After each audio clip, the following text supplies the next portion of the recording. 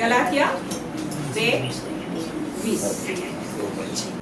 ખ્રિસ્તની સાથે જ હું પણ ક્રૂસે જડાયો. સંત પાઉલ કહે છે ખ્રિસ્તની સાથે હું પણ ક્રૂસે જડાયેલો છું.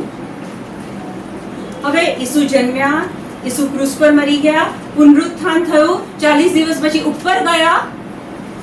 સંત પાઉલ તો નીચે જ છે, શરીરમાં જીવે છે, પણ સંત પાઉલ શું કહે છે? ખ્રિસ્તની સાથે હું પણ ક્રૂસે જડાયેલો છું. હું અને તમે જેણે જેણે બાપ્તિસ્મા લીધું છે, હું અને તમે ખ્રિસ્ત સાથે ક્રૂસે જડાયેલા છીએ. આ એક મોટું રહસ્ય, મોટું રેવલેશન, ખુલાસો કે જેણે બાપ્તિસ્મા લીધું છે એ બધા ખ્રિસ્ત સાથે ક્રૂસે જડાયેલા છે. પછી એટલે હવે જે જીવે છે તે હું નથી જીવતો, હવે જે જીવે છે એ હું નથી જીવતો કે જીવતી, પણ ખ્રિસ્ત મારામાં જીવે છે. ખ્રિસ્ત મારામાં જીવે છે. Christ is living in me. ખ્રિસ્ત ક્યાં રહે છે? ખ્રિસ્ત ક્યાં રહે છે? આપણે ક્યાં શોધવા જઈએ છે? વાદળોમાં, મંદિરોમાં, મૂર્તિઓમાં, ફોટામાં, ક્યાં ક્યાં શોધવા જઈએ છે? વચન કહે છે કે ખ્રિસ્ત તમારી અંદર છે. ઓકે, હવે ઈશ્વર પિતા ખોલો ને યશાયા 9:5. કારણ એક બાળક આપણે માટે જન્મ્યો છે. હવે યશાયા એ પ્રભુ ઈસુ ખ્રિસ્ત જન્મ્યા ને એ પહેલા જન્મેલા, અને પવિત્ર આત્માની પ્રેરણાથી એ આ રીતની ભવિષ્યમાં જે બાબતો બનવાની હતી એ પવિત્ર આત્માની પ્રેરણાથી એ લખે છે. હવે યશાયા ઈસુ જન્મ્યા પહેલા જ કહે છે, શું કહે છે? વાંચો. કારણ એક બાળક આપણે માટે જન્મ્યો છે, એક બાળક જન્મ્યો છે આપણે માટે, એક પુત્ર આપણને આપવામાં આવ્યો છે. પુત્ર આપવામાં આવ્યો છે. ઈશ્વરને જગત પર એટલો તો પ્રેમ હતો કે પોતાનો એકનો એક પુત્ર આપી દીધો. પુત્ર આપવામાં આવ્યો છે, તેના ખભા ઉપર રાજ્યાધિકારની નિશાની છે. એના ખભા પર રાજ્યાધિકારની નિશાની છે. તે અદ્ભુત સલાહકાર. હવે એ કોણ? એ કોણ? તો કે છે કે એ અદ્ભુત છે, સલાહકાર, પછી દેવી વીર, દૈવી વીર, શાશ્વત પિતા, શાશ્વત પિતા, શાશ્વત પિતા શાશ્વત પિતા, અને શાંતિનો નાથ અને કહેવાશે. શાંતિનો નામ. અંગ્રેજીમાં કે છે He is wonderful, He is counselor, He is mighty God, He is everlasting Father, He is the Prince of Peace. શાંતિનો. તો ત્રીજી ક્વોલિટી શું કે છે? He is everlasting Father. એ સનાતન પિતા છે. That means ઈશ્વર પિતા અને પ્રભુ ઈસુ ખ્રિસ્ત એ એક છે. આ વચનમાં એવું કહેવામાં આવે છે કે ઈસુ એ પિતા છે, everlasting Father. That means Jesus and our Father are one. ઈસુ અને સ્વર્ગીય પિતા, પરમેશ્વર પિતા એક છે. ખોલો યોહાન 10:30. આનું આ વચન ઈસુ પોતે બોલે છે. યોહાન 10:30. હું અને પિતા અમે એક છીએ. ઈસુ શું કહે છે? હું અને પિતા અમે એક છીએ.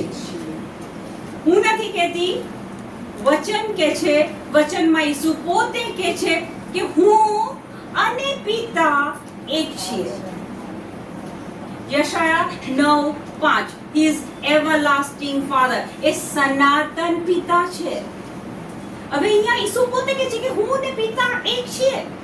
એટલે that means કે ઈસુ સાથે મને પણ ક્રૂસે જડાવવામાં આવી છે. એટલે હવે જે જીવે છે તે હું નથી જીવતી, મારામાં ખ્રિસ્ત જીવે છે. તો ખ્રિસ્ત મારામાં જીવે છે તો પિતા પણ મારામાં છે.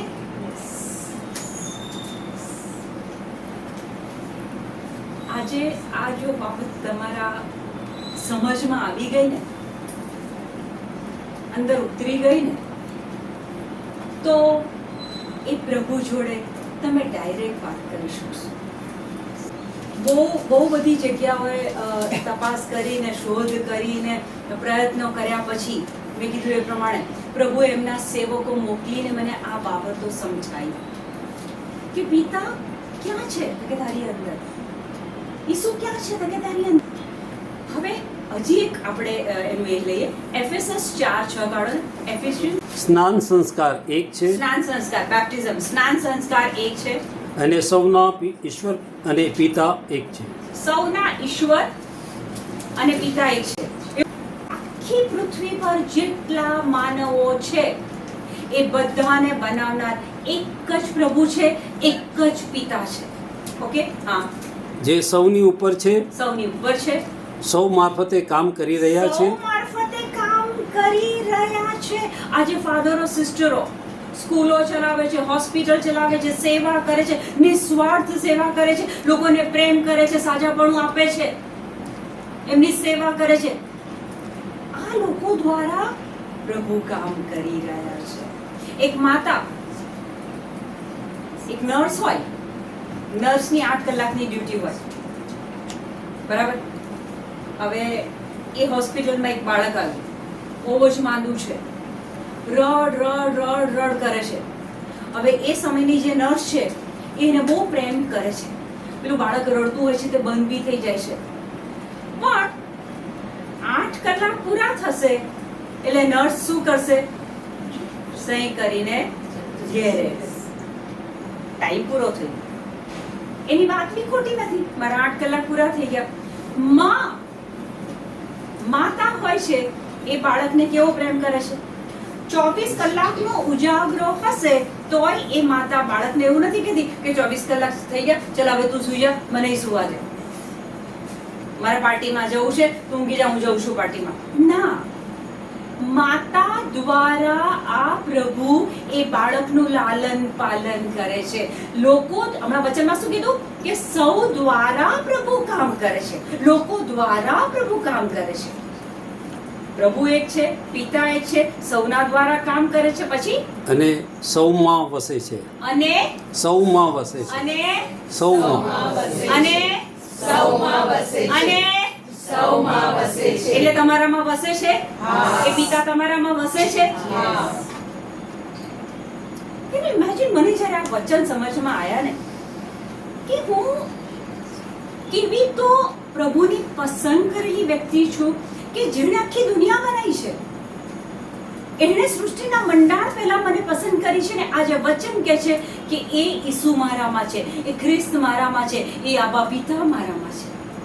One more. હવે 2 કોરિન્થ 6:16 ઈશ્વરના મંદિરનો અને મૂર્તિનો સી રીતે મેળ ખાય? ધ્યાનથી સાંભળજો આ વચન ફરીથી. ઈશ્વરના મંદિરનો અને મૂર્તિનો સી રીતે મેળ ખાય? ઈશ્વરનું મંદિર અને એક મૂર્તિ, માનવે બનાવેલી મૂર્તિ. મેં હમણાં કીધું પ્રેષિતોના ચરિત્રોમાં 17મા અધ્યાયમાં કે પ્રભુ ક્યાં રહે છે? તો કે એણે જે માનવને બનાવ્યો છે એના નસકોરામાં એણે પ્રાણ પૂર્યો છે. એટલે પ્રભુ પોતે બનાવેલી વ્યક્તિ છે, એમાં રહે છે. વચન કહે છે કે ફરીથી વાંચો, ઈશ્વરના મંદિરનો ઈશ્વરના મંદિરનો અને મૂર્તિનો સી રીતે મેળ ખાય? મૂર્તિનો શી રીતે મેળ ખાય? મૂર્તિ તો માનવે બનાવી છે, એમાં પ્રભુ નથી રહેતા. આપણે તો મૂર્તિ કેટલી બી સુંદર હોય, કલરફુલ હોય, એકદમ તમે જે ઇમેજિનેશન કરી હોય તમારા પ્રભુ માટે એને મળતી આવતી હોય, પણ એ તો મૂર્તિ છે, એ તો ફોટો છે. કે છે કે ઈશ્વરના મંદિરનો અને મૂર્તિનો મેળ ક્યાં ખાય? ઈશ્વરનું મંદિર કોણ છે? હું ને તમે છે. આપણા નસકોરામાં એમણે પ્રાણ પૂર્યો છે. આખું ફરીથી વાંચો. ઈશ્વરના મંદિરનો અને મૂર્તિનો સી રીતે મેળ ખાય? આપણે તો ચેતન સ્વરૂપ પરમેશ્વરનું મંદિર છીએ. આપણે તો કોણ છીએ? આપણે તો ચેતન સ્વરૂપ ઈશ્વરનું મંદિર છે. જે પ્રભુ જીવતો છે એનું આ મંદિર છે, અને આ મંદિરમાં પ્રભુ વસે છે. જોરથી બોલો, આપણે ચેતન સ્વરૂપ ચેતન સ્વરૂપ ઈશ્વરનું મંદિર છીએ. મંદિર છીએ. આખું બોલો. આપણે ચેતન સ્વરૂપ ઈશ્વરનું મંદિર છે. બોલો. આપણે ચેતન સ્વરૂપ ઈશ્વરનું મંદિર છે. ફરીથી બોલો. આપણે તો ઈશ્વર સ્વરૂપ ઈશ્વરનું મંદિર છીએ. આ ઘરે ગયા પછી છે ને બોલજો, ઈસુ સાથે મને ક્રુસે ચડાવવામાં આવી છે. હવે જે જીવે છે તે હું નથી જીવતી, ખ્રિસ્ત મારામાં જીવે છે. આ બોલજો, ખ્રિસ્ત મારામાં. જેટલું બોલશો ને એટલી શ્રદ્ધા વધશે. ચેતન, હું કોણ છું? ચેતન સ્વરૂપ ઈશ્વરનું મંદિર. પ્રભુ ઈસુ ક્યારે, પ્રભુ ઈસુ ક્યાં રહે છે?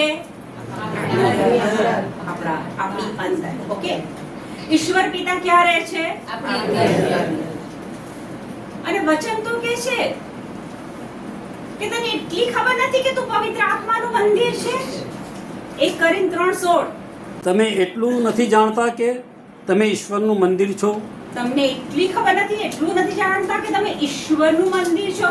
ફરીથી, તમે ઈશ્વરનું મંદિર છો. કેટલી વાર રેફરન્સ આવે છે બાઇબલમાં? You are the temple of God. કેટલી વાર રેફરન્સ આવે છે? અને આપણે સાંજ પડે ગ્લુમી ફીલ થાય, અરે યાર આજે પેલાનો ફોન ના આવ્યો, આજે પેલીનો ફોન ના આવ્યો. તમે એ જ ભૂલી ગયા છો કે તમારી અંદર આખી પૃથ્વીનો સર્જનહાર તમારી અંદર આવીને બેઠો છે. એની જોડે વાત કરો. વાંચો ને આગળ. અને ઈશ્વરનો આત્મા તમારામાં વસે છે. તમને એટલું નથી ખબર કે તમે પવિત્ર આત્માનું મંદિર છો અને ઈશ્વરનો આત્મા તમારામાં વસે છે? એટલે પવિત્ર આત્મા પણ આપણી અંદર વસે છે. ઈસુ ખ્રિસ્ત આપણામાં વસે છે, ઈશ્વર પિતા આપણામાં વસે છે, પવિત્ર આત્મા આપણી અંદર વસે છે. ધેટ મીન્સ કે આખો સ્વર્ગ આપણી અંદર છે. The entire heaven is in us. એક મૃગ, કસ્તુરી મૃગ. કસ્તુરી મૃગ, એની જે નાભી હોય ને એની બાજુની ગ્રંથિમાં એ સુગંધ, એ કસ્તુરીની સુગંધ એ ત્યાં હોય છે. હકીકતમાં એ કસ્તુરી મૃગની અંદર એની પાસે જ આ સુગંધ છે. ખૂબ સરસ સુગંધ હોય, પણ એને ખબર નથી કે આ મારી અંદર છે. એટલે કેટલી બધી વાર એવું બને છે કે એ સુગંધને શોધવા માટે એ જંગલમાં દોડા દોડ કરે છે, પણ એ સુગંધ, એ કસ્તુરી એને મળતી નથી. કેમ? કારણ કે એ કસ્તુરી બહાર નથી, એ એની અંદર છે. પ્રભુ તમારી અંદર છે.